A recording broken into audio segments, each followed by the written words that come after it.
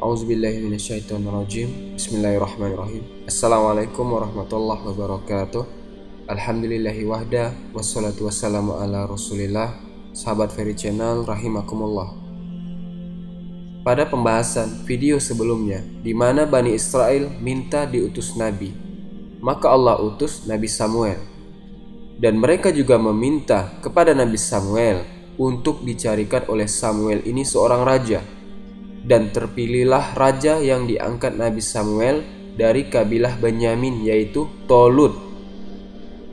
Bukan kabilah yang menurunkan para raja, yaitu kabilah Lawa. Awalnya mereka, Bani Israel, tidak terima. Bani Israel ini menolak raja dari kabilah Benyamin. Kemudian atas izin Allah, tiba-tiba tabut itu turun dari langit dibawa oleh malaikat. Dari situlah mulai mereka yakin Tolut itu raja mereka. Itulah Bani Israel. Harus ada keanehan dulu baru mereka percaya. Maka kemudian setelah ada tabut, kemudian Tolut pun mempersiapkan pasukan Bani Israel samanuna alfan, 80.000 pasukan siap melawan Jalut. Baik, kita mulai kisah Nabi Daud alaihissalam. Teman-teman, kisah ini saya ambil dari Suratus Sad, kurang lebih dari ayat 17 sampai ayat 26. Bahwa di akhir zaman, di keturunan Nabi ini akan menjadi Mesius yang akan memimpin orang-orang Yahudi menurut mimpi mereka untuk menguasai dunia. Nabi ini dikenal di dalam Al-Quran sebagai Nabi Daud alaihissalatu wassalam, tapi orang Yahudi menyebutnya David. Kita tahu bahwa Nabi Daud alaihissalatu wassalam ada hubung kait dengan ajaran Nabi kita yang mulia, Nabi Sallallahu Alaihi Wasallam. Para nabi memiliki ibadah, tetapi tidak semua para nabi dan rasul yang ibadahnya dipakai dalam syariat Islam, kecuali Nabi Daud alaihissalam.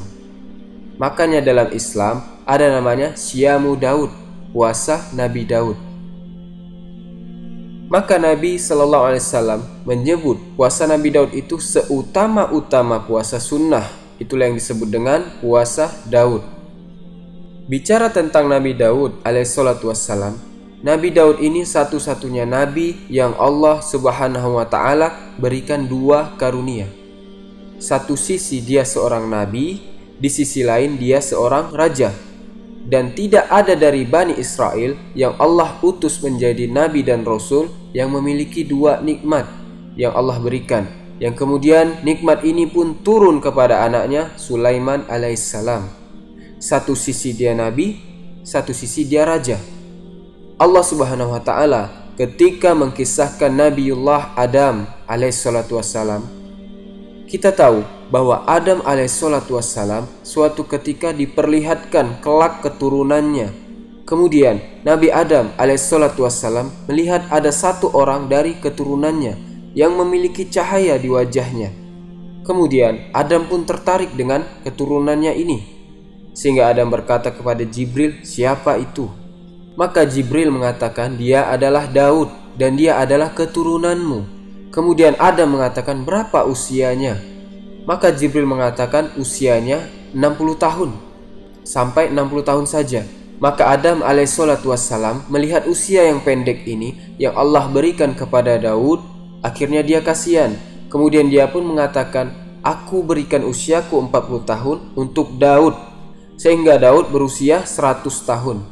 Karena yang 40 tahun yang harusnya diberikan kepada Adam 1000 tahun, Adam menjadi usianya 960 tahun. Karena yang 40 tahun diberikan kepada Daud. Dari sini menunjukkan bahwa cukuplah kemuliaan Nabi Daud, karena diperhatikan oleh Abul Bashar, bapak dari manusia, Adam alaihissalatu wassalam. Nabi Daud alaihissalatu wassalam dijelaskan di dalam Suratus Sad. Allah mengatakan, isbir ala ma yakulun wazkur abdana Dawudah jal aidi innahu awwab. Bersabarlah atas apa yang mereka katakan kepadamu ya Muhammad, dan ingatlah hamba kami Daud yang mempunyai kekuatan. Sesungguhnya dia amat taat kepada Allah subhanahu wa ta'ala. Allah menghibur Rasul, karena kita tahu bahwa ada seorang nabi dan rasul yang memang mereka dihinakan kaumnya, dicaci maki kaumnya, dihalang-halangi dakwahnya oleh kaumnya, dan tidak bisa apa-apa dengan kaumnya kecuali Allah berikan taufik kepada kaumnya. Tapi ada seorang nabi yang kaumnya tidak berani macam-macam, karena dia seorang raja, macam-macam bisa dibunuh. Seperti Nabi Daud, dia seorang raja, kalau ada kaumnya macam-macam, dengan dia bisa dibunuh itu, karena dia raja gitu kan. Ataupun Sulaiman, satu-satunya nabi yang dijelaskan oleh para ulama termasuk satu di antara 4 raja dunia yang menguasai sebagian alam semesta ini, 2 mukmin dan 2 kafir. Dan Nabi Sulaiman alaihissalam adalah putra Nabi Daud alaihissalam.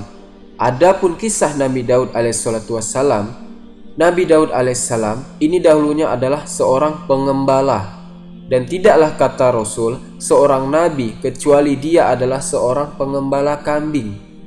Dan Nabi Daud alaihissalam punya keahlian melempar. Jadi apabila dia kecil-kecil mengembala kambing itu, apabila ada serigala datang hendak menerkam salah satu kambingnya, maka dia lempar dengan batu. Karena setiap harinya dia suka melempar serigala yang hendak menerkam kambingnya, pada akhirnya menjadi sebuah kebiasaan. Dan Allah berikan kekuatan, kalau dia lempar serigala, maka serigala itu bukan hanya sekedar mati, tapi hancur karena batunya itu. Saking Allah berikan kekuatan kepada Nabi Daud. Lah, kekuatan inilah yang mengantarkan Nabi Daud akhirnya menjadi seorang raja. Maka ketika Bani Israel dihadapkan dengan tentara Jalut, mereka tidak berani. Ini Jalut punya tabut ini. Akhirnya kemudian Bani Israel meminta kepada Samuel, kami mau dipimpin oleh seorang raja. Kami sudah tidak mau para nabi lagi.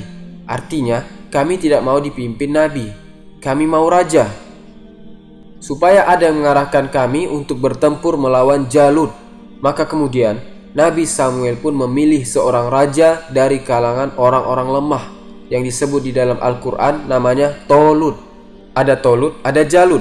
Ketika mereka melihat kenapa harus Tolut, Tolut ini tidak memiliki harta, tidak memiliki nasab, dia orang yang miskin. Kenapa harus jadi raja kami? Kita lihat bagaimana degilnya Bani Israel ini. Mereka meminta raja kepada Nabi Samuel, tetapi setelah dikasih raja tapi tidak mau. Dan mereka memaksa kepada Samuel, kalau memang dia pilihan Allah untuk menjadi raja kami, buktikan tanda-tanda kuasa Allah kepada dia, agar kami yakin dia seorang raja. Maka Allah mengutus malaikat untuk mencuri tabut yang ada di tangan Jalut dan dipindahkan ke rumah Tolut. Jadi di bawah tabutnya itu kemudian tiba-tiba ada di rumah Tolut ketika Bani Israel sedang bercakap-cakap kepada Tolut. Lah, ketika Bani Israel ini melihat bahwa Tolut memiliki tabut yang isinya ada tongkat Nabi Musa, ada lembaran-lembaran Taurat, ada pakaian-pakaiannya Harun dan Musa dan yang lainnya, tergabung dalam satu kotak itu yang disebut tabut, maka sebagian mereka yakin bahwa Tolut pantas jadi raja dan sebagiannya lagi masih ragu-ragu. Dari sini teman-teman, akhirnya Tolut membawa 80.000 pasukannya untuk melawan Jalut. Dalam Al-Quran dijelaskan bahwa Tolut ini akan diuji pasukannya. Mereka akan melewati sebuah sungai, maka siapa yang melewati sebuah sungai itu dan hanya minum 1 kepal tangan saja, maka dia akan ditetapkan kekuatannya. Tapi kalau dia terlalu banyak minum, maka akan dilemahkan. Maka Tolut memberitahukan kepada pasukannya, kalau melewati sebuah sungai, jangan banyak minum, cukup burfatan wahida, cukup 1 ciduk saja, selesai. Tapi Bani Israel dari dulu sejak zaman Nabi Musa alaihissalam memang suka melawan nabinya, membangkang. Melihat sungai, sebagian besar pasukan malah minum banyak-banyak di situ, sehingga dari 80.000 pasukan yang tersisa hanya beberapa ribu saja, tidak sampai 10.000 orang. Ribuan yang lainnya mereka menjadi lemah. Ketika melihat pasukan Jalut, maka mereka lari, belum perang sudah lari, sehingga yang tersisa hanya sekitar 7.000-an saja. Yang 7.000 pun masih ketakutan, termasuk Tolut, manusiawi. Walaupun dia orang pilihan Allah Subhanahu wa Ta'ala, kalau punya rasa takut wajar. Dan perang zaman itu beda dengan perang zaman sekarang ya. Perang zaman itu sebelum berperang ada yang disebut dengan istilah mubarozah namanya. Mubarozah itu artinya perang tanding, satu lawan satu dulu. Siapa jagoan kalian? Ini jagoan saya. Seperti itu perang zaman dulu, sampai di zaman Rasul. Baru setelah kemudian jagoannya ada yang kalah, ada yang menang, dan sudah tidak ada lagi mubarozah, baru perang. Dan kalau kalah pemimpinnya, selesai, pasti mereka akan kalah. Ketika itu Jalut sombong, sesumbar, karena dia memiliki postur yang sangat besar. Berbeda dengan tentara Tolut, ya. Dia menantang, siapa yang berani untuk melawan diriku? Jalut. Semua tentara Tolut tidak ada yang berani. Melihat kehebatan tentara Jalut ini, akhirnya Talut mengambil kebijakan. Karena pasukannya nggak ada yang mau maju, maka dia pun memberikan hadiah kepada pasukannya.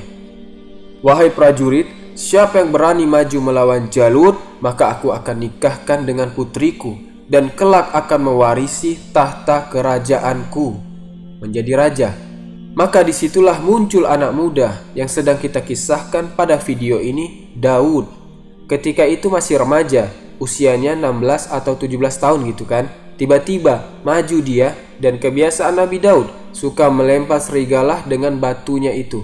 Maka dia maju dengan membawa 5 batu di tangannya dan pisau di pinggangnya. Ketika dia maju, Jalut melihat anak muda, anak remaja gitu. Siapa dia? Meremehkan. Akhirnya ketika mulai 1 lawan 1 ini, dilemparnyalah oleh Daud batu itu seperti dia melempar serigala. Rupanya terkena jidatnya Jalut, hancur kepalanya, langsung tumbang. Kemudian didekati oleh Daud dan disembelih. Diangkat kepalanya Jalut. Wah, ketakutan itu pasukan Jalut. Pemimpinnya sudah mati. Dari situlah kemudian Tolut langsung menyerbu pasukan yang sudah hilang keberaniannya, karena pemimpinnya sudah mati. Maka Allah menangkan peperangan ini, dan akhirnya Tolut menepati janjinya menikahkan putranya dengan Daud alaihissalatu wassalam. Maka ketika kemudian menikah dengan Nabi Daud, salah satu putrinya Tolut ini, Allah takdirkan Tolut meninggal dunia. Lah Tolut ini juga punya anak, tapi Tolut sudah menjanjikan kalau seandainya siapa yang berani dan berhasil membunuh Jalut, dia akan dinikahkan dengan putrinya dan akan diwarisi tahtanya. Mau tidak mau, ini sebuah janji yang disaksikan oleh seluruh masyarakatnya. Maka kemudian Daud pun naik tahta menjadi raja menggantikan Tolut. Dan dia raja kedua dari golongan Bani Israel setelah Tolut.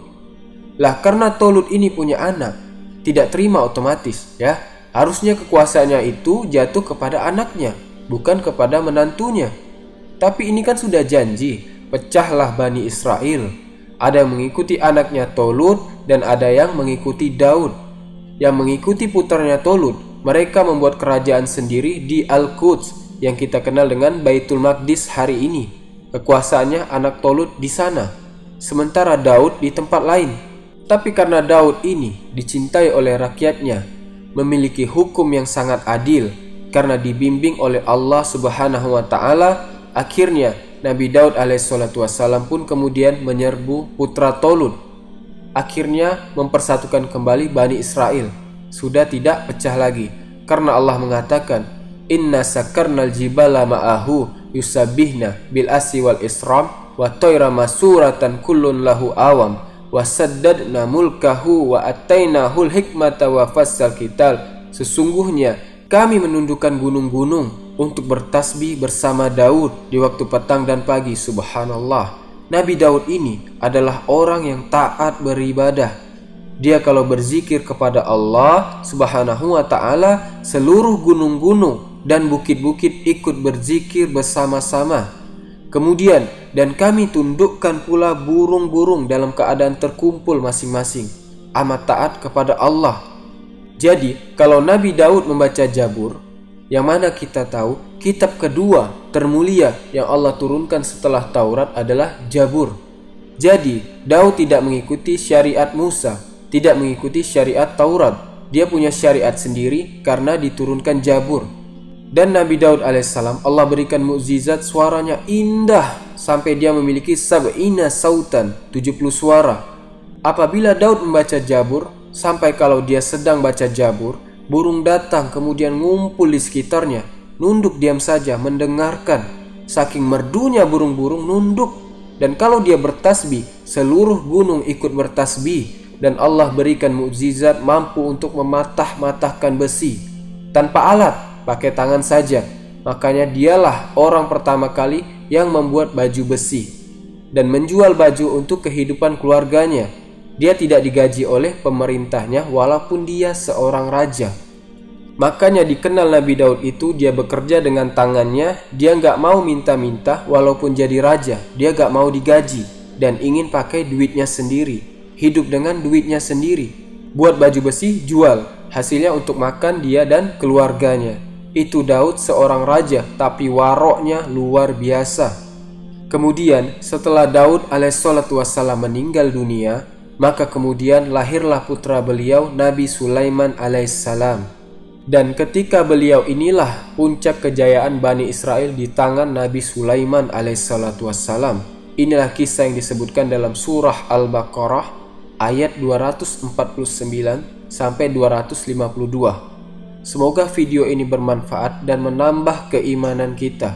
Subhanakallahumma wa bihamdika asyhadu an la ilaha illa anta astaghfiruka wa atubu ilaik. Wallahu taala a'lam. Assalamualaikum warahmatullahi wabarakatuh.